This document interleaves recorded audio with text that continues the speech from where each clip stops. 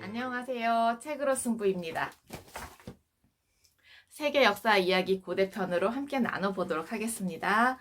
오늘은 그리스 문명이 어떻게 부활하게 되었는지를 말씀드릴게요. 미케네인들이 사라져 버렸어요.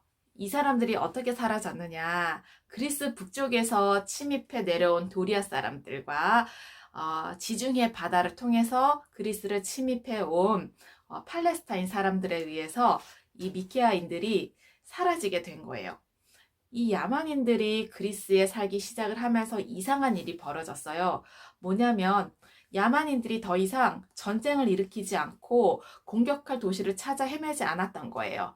그리스에 살면서 정착을 하면서 이들은 부엌과 주방과 욕실이 있는 그런 집을 짓기 시작을 했고, 여인들은 살림을 하고 아이들을 키우고, 아이들은 교육을 받고, 남자들은 농사를 짓고 장사를 하고 낚시를 하면서 뭔가 문명화된 모습, 그리스인들의 어떤 그런 문명화된 모습으로 살게 되었던 거죠. 그리고 이 사람들은 마을을 이루게 되었고, 그 마을은 정부를 갖게 되고 그들을 지켜주는 군대도 갖게 되었던 거예요. 그래서 이 사람들은 올리브, 지금도 유명하죠. 포도, 무화과, 밀을 재배하는 방법을 알게 되었고, 포도로 포도주를 만들기도 했습니다. 이 사람들은 이웃에 전쟁을 하러 침략하러 나가는 대신에 그들끼리의 스포츠를 즐겼어요. 승마나 전차 경주나 레슬링 같은 스포츠를 즐기게 되었던 거죠. 여자들도 더 이상 밖으로 돌아다니지 않고 집에서 살림을 하고, 그리고 힘든 일들은 모두 노예에게 시켰던 거예요. 그러다 보니까 이들은 그리스인이 되어버린 거죠.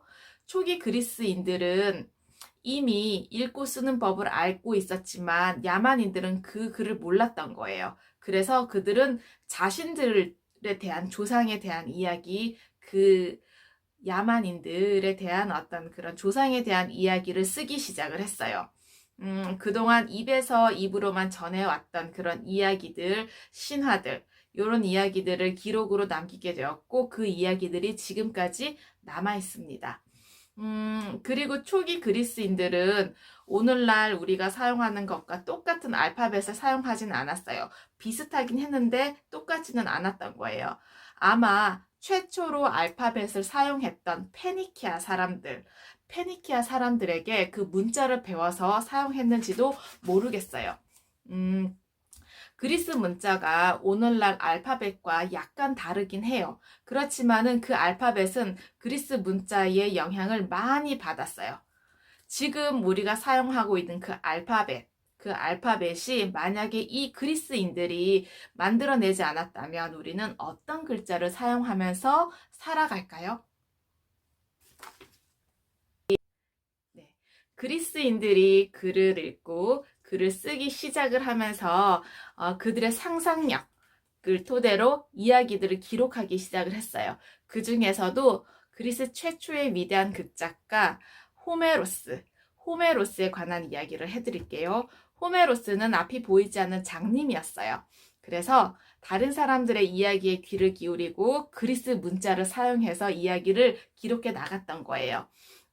가장 유명한 이야기는 전쟁. 어떤 전쟁이었냐면 그리스가 트로이를 침략한 그 전쟁에 관한 이야기였어요. 그래서 이 호메로스가 일리아드라는 서사시, 그 다음에 오디세이아라고 하는 그 이야기를 적었는데 지금까지도 이렇게 전해져 오고 있습니다. 네, 오디세우스, 그 다음에 오디세이아, 이렇게 책이 있죠. 간단하게 말씀을 드릴게요. 오디세우스는 부하들과 귀향을 꿈꾸면서 즐거운 마음으로 트로이를 떠나 그리스로 오기 시작을 했던 거예요. 자신들의 목숨을 지켜준 그리스 신들을 찬양하고 승리에 감사했죠. 그런데 바다의 신 포세이돈에게 감사하는 것을 깜빡했던 거예요. 포세이돈은 아주 강한 바다의 신이거든요. 강한 바람을 불게 해서 배를 엉뚱한 곳으로 가게 했어요. 그래서 오디세우스가 집으로 돌아오는 그 길에 엄청난 풍랑과 엄청난 고생이 있었던 거죠. 바다 위에서 길을 잃어버렸어요. 오디세우스와 부하들이 그 망망대해를 헤맨 끝에 결국에 아름다운 섬 하나를 발견을 했는데 그 섬에는 아주 풍부한 먹을거리, 그 다음에 염소 양이 있었던 거예요. 여기가 어딘가 살펴봤더니 절벽 쪽으로 나 있는 커다란 동굴을 발견을 했는데 동굴 주위에는 월계수 잎들도 있고 뭔가 되게 누군가 살고 있는 듯한 그런 느낌이 들었던 거죠. 그래서 안으로 들어가 봤어요. 그랬더니 치즈 그릇이 있는데 염소젖을 짜서 치즈를 만들 때 그 치즈 그릇이 있는데 그게 엄청나게 큰 거예요. 사람이 들어가서 누울 정도의 엄청난 큰 그릇이었던 거죠. 알고 봤더니 이 동굴의 주인은 보통 사람들보다 3배나 키가 큰 거인인 키클롭스였어요. 키클롭스는 외눈박이 괴물이었어요. 키클롭스는 그때 양과 염소떼를 몰고 들어와서 뿌리째 나무를 뽑아서 어깨에 메고 들어와 동굴 바닥에 집어 던졌어요. 엄청나게 힘이 센 키클롭스죠. 그래서 그 돌은 굉장히 크고 무거워서 사내들이 힘을 합해도 움직일 수가 없을 정도였어요. 네. 키클롭스는 그들을 발견을 하고 여기서 뭐 하는 거냐? 도둑이냐? 내 양과 치즈를 훔치러 내 동굴에 기어들어왔느냐? 했더니 오디세우스가 우리는 여행자들일 뿐이라고, 그러니 우리에게 친절과 자비를 베풀어 달라고 요청을 했던 거죠. 키클롭스가 여행자라면 배는 어디 있느냐 했더니 오디세우스는 배를 찾아서 부셔버릴까봐 겁이 나서 거짓말을 했었어요. 우리 배는 부서져 버렸습니다. 키클롭스는 그 자리에서 오디세우스의 부하 2명을 덥석 붙잡더니 먹어버렸어요. 그리고 염소조주로 입가심을 했는데 오디세우스의 부하가 이렇게 이야기를 한 거예요. 거인이 자고 있는 사이에 죽여버립시다. 오디세우스는 원치 않았죠. 왜냐하면 지금 닫혀져 있는 저 동굴을 나가야 되는데 나갈 수가 없잖아요. 그래서 죽이지는 않았어요. 그런 다음에 오디세우스의 부하들은 겁에 질린 채 울부짖고 오디세우스는 동굴 안을 왔다 갔다 하면서 생각에 잠겼어요. 키클롭스가 불을 피우려고 가져다 놓은 나무 더미 쪽으로 가서 이렇게 이야기를 했어요. 오디세우스는 부하들에게 좋았어. 내가 말하는 대로 하면 우리는 도망칠 수 있을 거야. 이 나무 끝을 사람 키만큼 길고 날카롭게 깎어. 이유는 묻지 마. 내가 하자는 대로 해. 부하들은 나무를 깎아 날카롭게 만들고 오디세우스는 날카로운 끝이 단단하고 검게 변할 때까지 불에 달군 뒤에 집더미 속에 감춰버렸어요. 그 다음에 키클롭스가 돌아올 때까지 기다린 거죠. 거인은 동굴로 돌아왔고 다시 큰 돌로 입구를 막았어요. 그런 다음에 사람들을 커다란 입속으로 집어삼키고 염소젖도 함께 삼켜버렸죠. 오디세우스는 용기 내서 앞으로 나섰어요. 키클롭스, 내 부하들을 그렇게 많이 잡아먹었으니 목이 마를 것 같은데 염소젖으로 갈증을 없애는데 부족하지. 당신이 지금까지 먹어본 것 중에 가장 맛있는 포도주가 여기 있다. 오디세우스는 배에서 가져온 그 포도주 한 병을 거인에게 내밀고 포도주 냄새가 너무 향긋했던 키클롭스는 단숨에 한 병을 다 마셔버렸던 거죠. 키클롭스는 잠이 쏟아졌어요. 당신의 이름은 뭐지? 했더니 오디세우스는 노맨이요. 키클롭스는 이렇게 얘기를 했어요. 당신이 준 포도주 정말 잘 마셨다. 특별히 너를 맨 마지막에 먹겠다 하면서 큰 대자로 누워서 잠이 들어버렸어요. 오디세우스와 부하 6명은 집더미 속에 숨겨놓았던 뾰족한 나무를 끌어내어 키클롭스의 하나밖에 없는 눈을 찔러버렸어요. 키클롭스는 너무 고통스러워서 울부짖었는데 그 소리를 듣고 밖에서 누군가가 찾아왔어요. 키클롭스의 친구들과 이웃들인 거죠. 그래서 이렇게 이야기를 했던 거죠. 무슨 일이야? 무슨 소리지? 했더니 키클롭스는 노맨이 나를 죽이려고 해. 노맨이야, 노맨. 그런데 친구들은 이렇게 알아들은 거예요. 나를 죽이려는 사람은 없어. 이렇게 알아들은 거죠. 그랬더니 별일 없겠구나. 우리 가자. 하고서 다 가버렸어요. 키클롭스는 아침이 올 때까지 누워서 고통으로 끙끙거리고 결국에는 동굴을 나오는 양과 염소들의 등을 일일이 손으로 더듬어 확인했어요. 왜냐하면 자신은 눈으로 무엇인가를 볼 수가 없잖아요. 그런데 오디세우스와 부하들은 동굴 안에 있기 때문에 밖으로 나오는 무엇인가를 잡아서 다 먹어치우려고, 없애버리려고. 그래서 오디세우스는 어떻게 했느냐. 부하 한 사람당 살찐 양 3마리를 고르겠어요. 그런 다음에 3마리의 양을 한데 묶은 뒤에 가운데 양의 배를 끌어안고 매달리게 한 거죠. 왜냐하면 키클롭스는 등만 확인을 했으니까요. 그래서 오디세우스와 부하들이 마침내 동굴을 빠져나왔던 거죠. 그래서 항해를 준비하라, 배를 띄워라 하고서 결국에는 키클롭스의 섬을 빠져나올 수가 있었던 거죠. 키클롭스는 소리쳤어요. 빌어먹을 놈들.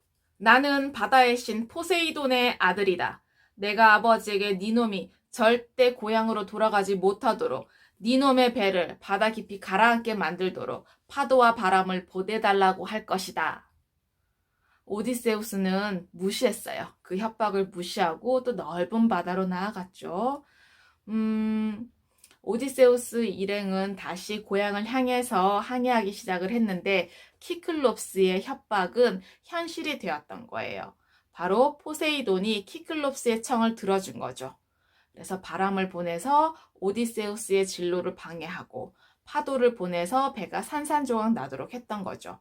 그래서 10년 동안의 위험한 모험을 수없이 겪은 후에야 고향에 도착할 수 있었다고 합니다. 네. 고대 그리스에서는 오디세우스 같은 강인한 전사를 찬양했어요. 왜냐하면 그들에게 아주 중요한 미덕이 바로 힘과 용기였거든요.